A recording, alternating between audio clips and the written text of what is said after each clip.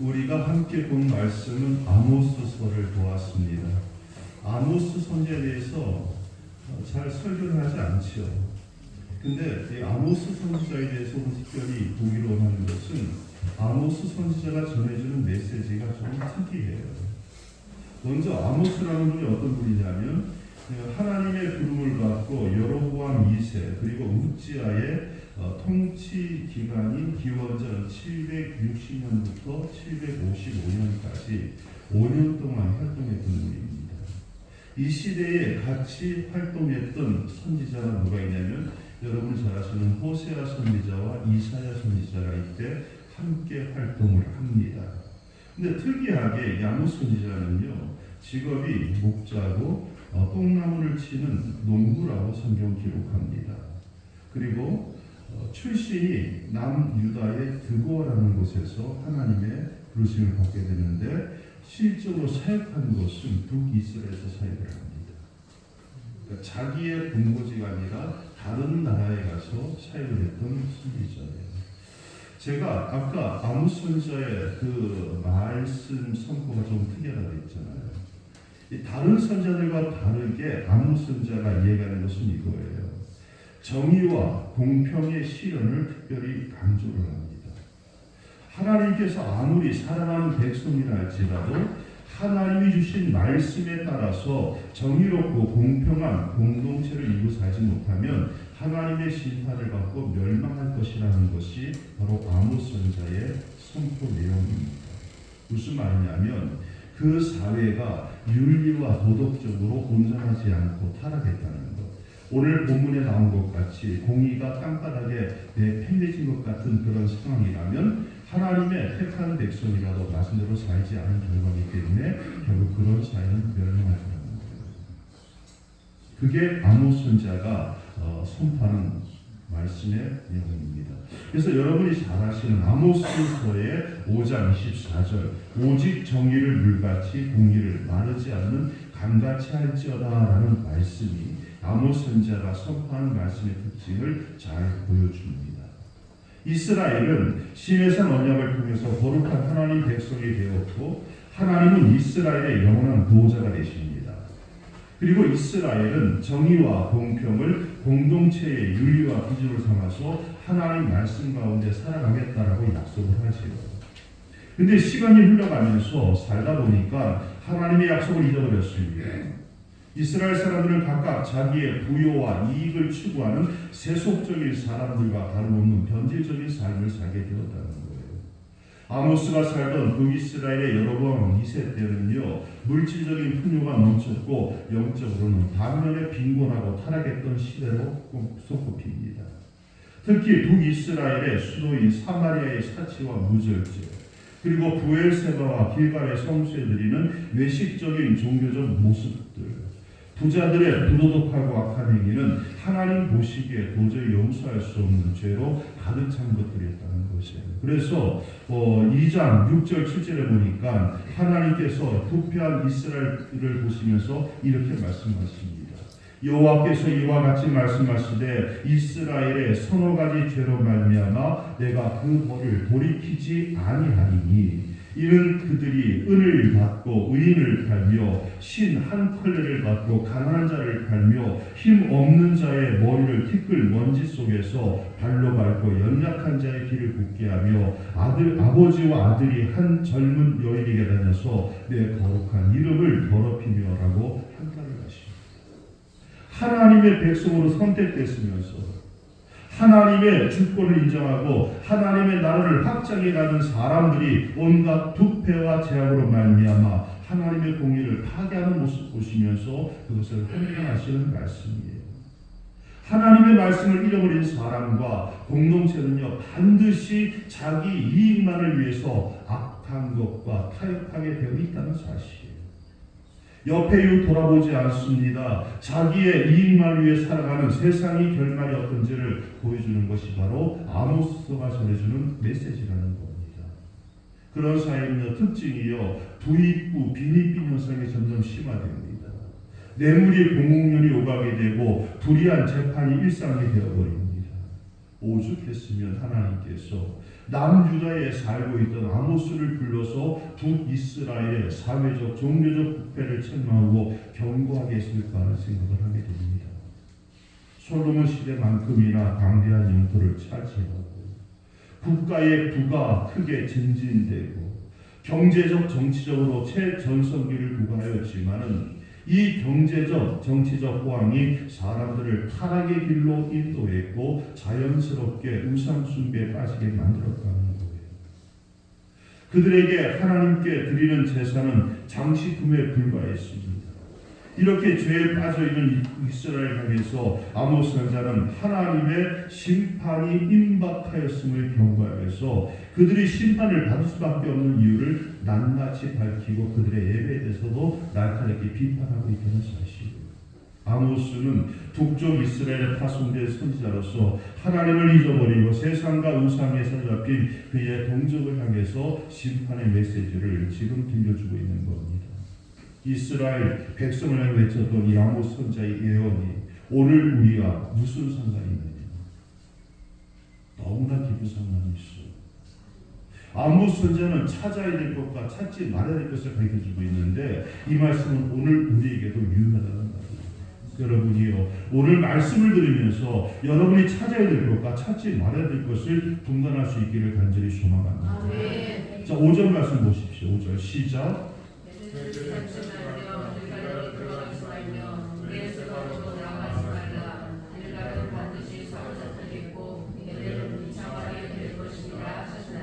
아멘. 거기 보니까 찾지 말아야 될 것 3개를 말해요. 첫째 뭐예요?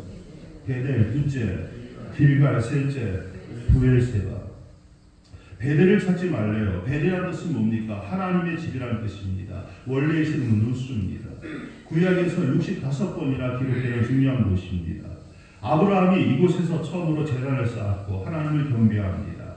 야곱이 형 에서를 피해 도망가다가 이곳에서 돌로 벽에로 하여 자는 중에 하늘을 닿은 사닥다리에 천사가 오르락내리락하는 것을 보았습니다.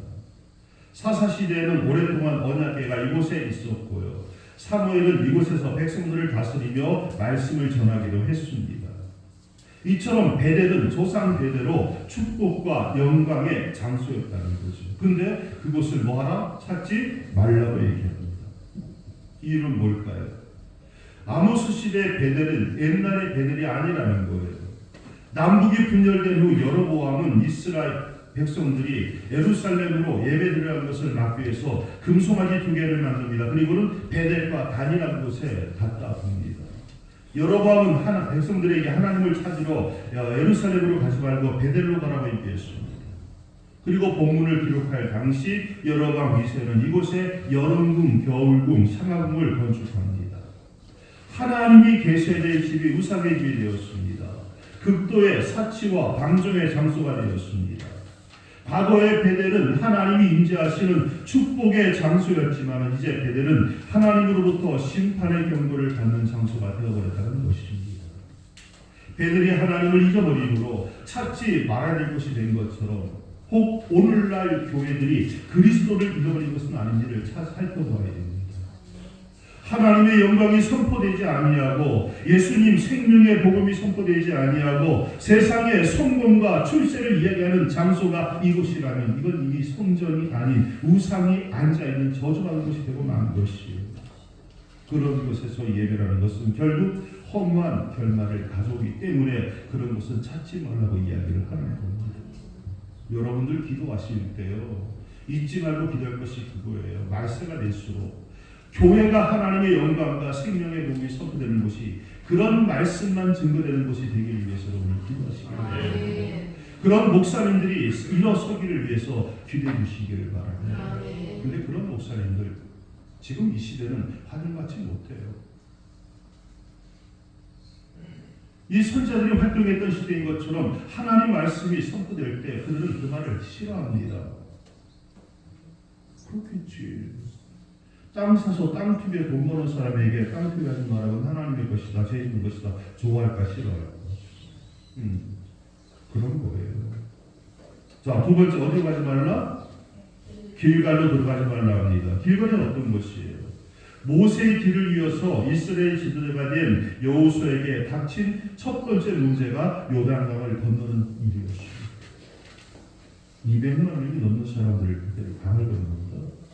근데 하필이면 그때를 갖다가 성경이 이렇게 말하죠. 그때가 모맥을 거두는 시기라. 그때는 비가 항상 많이 와서 강 끝까지 물이 범람한지라.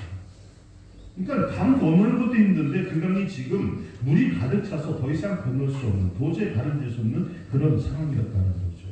이에 여호수아는 하나님이 주신 약속을 믿고 제사장들에게 언약궤를 메고 요단강에 들어가라고 합니다. 제사장들이 물가에 발을 딛는 순간 하나님의 역사하심을 요단강이 갈라지게 되죠. 그리고 이 언약궤를 맨 제사장들이 강 한가운데 서 있고 그 앞으로 이스라엘 백성들이 안전하게 요단강을 건너가는 거예요. 그러더니 하나님께서 여호수아에게 명령하시죠.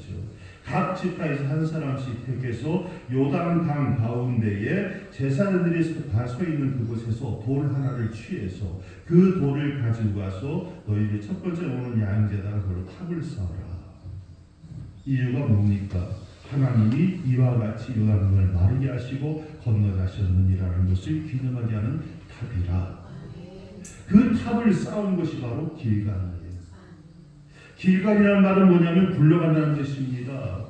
애굽에서 400년 동안 조상들이 노예 생활했고 우리는 노예의 자손으로서 방황하던 삶이 이곳에서 끝났다는 거예요. 그 수치가 굴러갔다는 그런 의미입니다.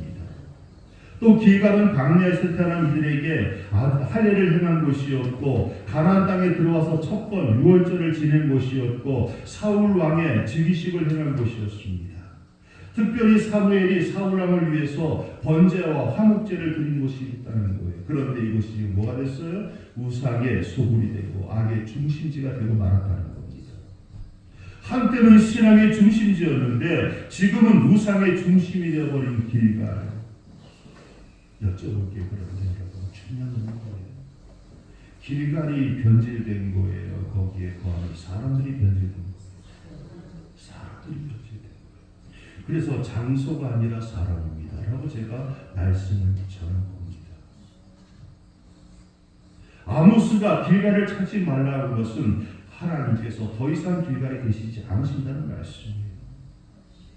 예전에 하나님을 예배하던 장소가 이제 우상을 섬기는 장소가 됐습니다. 거룩한 찬양이 드려지는 그곳에서 행운과 거짓이 난무하게 됐습니다. 하나님을 배반한 그곳에 찾지 말라는 거예요. 그곳에 찾아 들어가는 것은 죽음을 찾아 호랑이 굴에 스스로 들어가는 것과 같다는 거예요. 지금 전 교회적으로 광화문에서 200만 명이 모이는 동원되는 10월 27일 동성애 반대 집회한다고 광고하는 거 봤죠, 여러분? 어떤 마음이 들어요? 저는 굉장히 불편했습니다. 아니 큰 교회 10개 중에서 8개가 찬성하는데 조그만한 시골교회 목사가 뭐 찬성한다 할 거 있어. 아니 나도 그들과 똑같이 삼시세끼 밥 먹고 살고 똑같이 교인들에게 헌금으로 나도 사립이 받는 목사잖아. 그럼 나도 하나님 말씀을 얘기할 수 있는 거지. 왜 불편했느냐? 두 가지죠. 첫째, 10월 27일 주일이에요. 그러면 시골에 저 도시에서부터 올라오는 것은 주일을 계속 말하는 말이죠. 두 번째, 그거 집회를 갖다가 주도하는 사람들이 코로나 시대 때 주일 예배 못 드리게 한다고 우리 생명 걸고 할 거라고 악을 바락바락 사람들이 주체가 됐다는 거예요. 코로나 시대 때 예배 안 드리는 것은 하나님의 뜻을 어기는 거고, 코로나 끝나고 난 다음에 살만하니까 모여가지고 이슈를 가지고 모이는 것은 하나님의 뜻대로 행하는 겁니다. 주일 예배는 그렇게 자기들의 입장에 따라서 드려도 되고 드리지 않아도 되는 그런 가벼운 것이 아니지 않습니까? 그들의 말대로 하면 생명 걸고 지켜야 되는 거 아닙니까? 거기서 제가요 한숨이 났습니다. 대체 이 사람들은 한국 기독교를 어느 쪽으로 비판하는 거지? 저는 이번 행사가 대형교회 목사들의 이익과 권세를 위한 쇼에 순박한 성도들이 동원되는 것이 아니기를 진짜 간절히 바라고 기도합니다. 이건 아니죠. 지금 여러분 우리 교회를 위해서 기도할 문제가 아니라 한국 교회를 크게 꿈꿔 기도하시기 바랍니다. 아모스 선지자가 말한 것이 이건 아닌가 싶어요. 크고 화려하고 많은 것들이 보이는 그거, 거기 하나님의 영광이 없다면, 복음이 없다면, 세상적인 권세를 추구하는 것이 있다면 그것이 어떻게 하나님의 성전이겠냐는 거예요. 떠나라. 그들 마지막 어디로 가지 말랍니까? 부엘세바로 나가지 말라 그래요. 부엘세바는요, 우리나라 말로 하면 7개의 우물, 맹세의 우물이라는 뜻이 가지고 있습니다. 이곳은 아브라함과 블레셋 왕 아비멜렉이 서로 맹세하는 곳이고, 이삭이 하나님께 제단을 쌓았던 곳이고, 또 이 부엘세바는 하나님의 일하심에 대한 간증이 있는 곳이고 하나님의 영광이 충만했던 곳입니다. 그런데 아모스서 8장 16절을 갖다 공동번역은 이렇게 말해요. 부엘세바의 신 도두도 살아있다면서 그 신을 두고 맹세하는 것들은 모두 쓰러져 다시 일어나지 못하리라. 부엘세바가 지금 어떤 우상을 섬기는 곳이 됐다는 거예요. 도두라고 하는 신을 섬기는 곳이 됐다는 거예요. 도두라는 신이 뭔지를 찾기 위해서 찾아봤는데 나오진 않아, 역사적으로. 그런데 그때 도두라는 신을 거기서만 지역적으로 섬겼던 것 같아요. 신명기 6장 15절 말씀, 너희 중에 계신 너희 하나님 여호와는 질투하시는 하나님이신즉 너희 하나님 여호와께서 내게 진노하사 너를 지면에서 멸절시키실까 두려워하노라. 하나님의 사랑을 저버리는 행위는 반드시 하나님의 질투를 불러옵니다. 여러분, 하나님의 사랑을 저버린 것 찾지 말아야 됩니다. 하나님의 사랑과 진실된 언약을 저버린 사회나 교회나 가정 찾지 마십시오. 하나님의 사랑을 저버린 것을 찾아본들 더 이상 하나님 계시지 않는데 그것이 무슨 인생에 도움이 되겠냐는 거예요. 그래서 아모스 선지자는 6절에 이렇게 말하잖아요. 너희는 여호와를 찾으라. 함께 봅시다. 6절 시작. 너희는 여호와를 찾으라. 그리하면 살리라. 그렇지 않으면 그가 불같이 요술의 집에 임하여 불러하시니 내게서 그들을 끌다가 없으리라. 아멘, 아멘. 거기 보니까 찾지 말아야 할 것을 세 곳을 말했어요. 뭐예요? 베델, 길갈, 부엘세바. 다 같이 과거의 조상들에 대한 하나님의 크신 은혜와 역사와 기적이 있었던 장소들이잖아. 그거 찾지 말아요. 이제 뭐를 찾으라? 여호와를 찾으라. 인간이 삶을 살아가는데 가장 큰 힘이 되고 도움이 되는 것은요, 하나님을 잊어버리지 않고 찾는 거기에 있다는 사실을 기억하시기 바랍니다. 다급한 상황에서 우리에게 도움 되시는 분은 오직 하나님뿐이십니다. 우리는 하나님과 다른 것을 겸해서 찾으면 안 됩니다. 하나님만 찾지 않고 다른 것도 그만큼 존중해야 하는 것은 한 사람이 두 주인을 섬기는 것과 같은 일입니다. 히브리서 11장 6절, 믿음이 없이는 하나님을 기쁘시게 하지 못하나니 하나님께 나가는 자는 반드시 그가 계신 것과 또한 그가 자기를 찾는 자들에게 상 주시는 이심을 믿어야 할지니라. 하나님을 찾는 자에게는 반드시 뭐가 있다? 상이 있다는 사실. 죽을 사람에게 가장 큰 상은 사는 길을 열어주는 것일 겁니다. 산다는 것은 이 세상에서의 생명 연장만을 의미하는 것이 아니죠. 하늘나라에까지 가서 누릴 수 있는 영생을 말합니다. 우리가 하나님을 찾을 때 아모스 선지자의 말씀처럼 우리에게 살 길이 열립니다.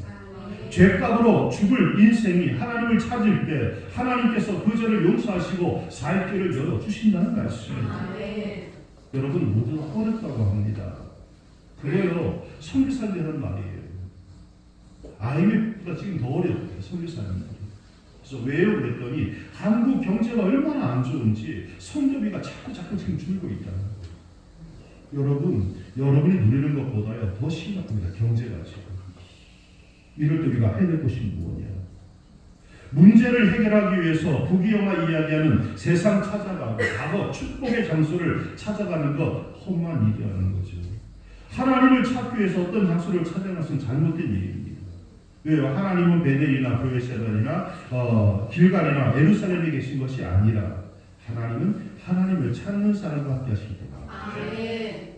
하나님은 베델에 계시던 것이 아니에요. 베델 들판에서 돌 베개를 베고 자던 야곱과 함께 하시는 거죠. 하나님이 길갈에 계시던 거 아니에요. 길갈에서 기념비를 세우며 하나님의 하나님이심을 찬양했던 여호수아와 함께 했던 거예요. 그러므로 여러분 하나님을 찾기 위해서 장소를 찾지 말고 먼저 하나님이 만날 수 있는 사람으로 변화되시기를 축원합니다. 저는 이번 여행길에 잊지 못할 체험을 했습니다. 나는 그날을 왜 기억하냐면 일어나서 시간부터 봤어요. 10월 8일 새벽 4시 잠을 자다가 갑자기 이해가 되지 않는 깊은 두려움 가운데 잠을 깹니다. 근데 왜 그런 두려움인지 모르겠어요. 근데 너무너무 두려운 거예요. 얼마나 두려웠냐면요. 온몸이 바들바들 떨리면서 땀구멍에서 땀이 샘솟듯이 쏟아내는 게 느껴졌어요. 호텔 방입니다. 근데 그 전날 그 선교사님이 같이 자다가 그 다음날 저한테 그래. 너무 피곤하다. 운전하기 힘든데서 왜 그랬더니 목사님 코를 너무 몰아가지고 그래서 내가 방을 따라 잡아줬어. 가라앉아서. 근데 그날 저 혼자 자던 날이었어요. 일어났는데 정말 너무 두려워요. 저는요 겁이 없다고 생각했는데 저는 제가 그렇게 오면서 몰랐어요. 생각나도 좋을 정도로 떨렸어요. 아무것도 할 수 있는 게 없었어요. 침대에 엎드렸습니다. 다른 길도 안 나왔어요. 하나님 저 아시잖아요. 제가 부족한 거 아시잖아요. 죄인인 거 아시잖아요. 근데 써주셨잖아요. 당신의 은혜잖아요. 저를 사랑하신다면서요. 저를 붙잡아주세요. 이것만 한참 엎드려서 기도했습니다. 눈 떠더니 30분이 지났어요. 그리고 평온이 찾아오기 시작했어요. 다시 또 잠자리에 들었습니다. 여러분, 제가요 이때 엄청난 것을 깨달았어요. 아무것도 할 수 없을 때, 진짜 절망의 상황 속에서 내가 도움을 요청한 하나님이 계시다는 거예요. 내가 그분께 그렇게 엎드려서 아마 그 기도를 노래에서 웃겼을 거예요. 말도 그냥 뭐 논리적 이런 거 없을 거예요. 없었을 거예요. 그냥 아시잖아요. 이것만 그냥. 그런데 그 기도를 하나님이 들으셨고 응답하셨고 편안하셨고 이것이 저에게 얼마나 힘든지 몰라요. 여러분 정말 죽을 것 같은 위기가 올 때가 있을 거예요. 그때 하나님만을 찾는 성도가 되시길 바랍니다. 옛날에 그때 그랬는데 옛날에 과거에 어땠는데 그때 그렇게 때깔 났었는데 그거 찾지 마세요. 그게 여러분에게는 베델이 될 것이고 길거리 될 것이고 불세가 될 거고 그건 여러분을 죽이는 거예요. 과거의 문제가 아니라 과거의 간증에 묶여있는 것이 아니라 오늘 하나님이 함께 하시는 사람이 되십시오. 하나님은 준비되어 있어. 여러분이 부르기만 하시면 응답하실 준비가 되어 있어요. 새벽 4시에 말할 수 없는 두려움 가운데 떨림 가운데 지금도 생각하면 암담합니다만 그런 암담함 속에서 부르짖었을 때 하나님이 들으셨고 평화를 회복시켜 주시더라고요. 그 하나님 경험했습니다. 여러분 하나님이 함께하는 사람이 되십시오. 여러분이 힘들고 어려울 때 하나님은 언제 여러분의 기도를 신음소리를 들을 준비가 돼 계십니다.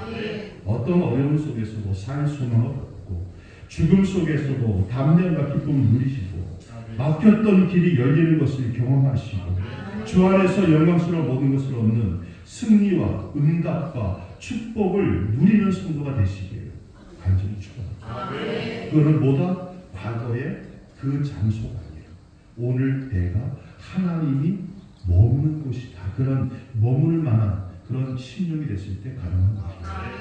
오늘 하나님과 동행하십시오. 지금 함께 하십시오. 지금이 은혜일 때입니다. 아멘.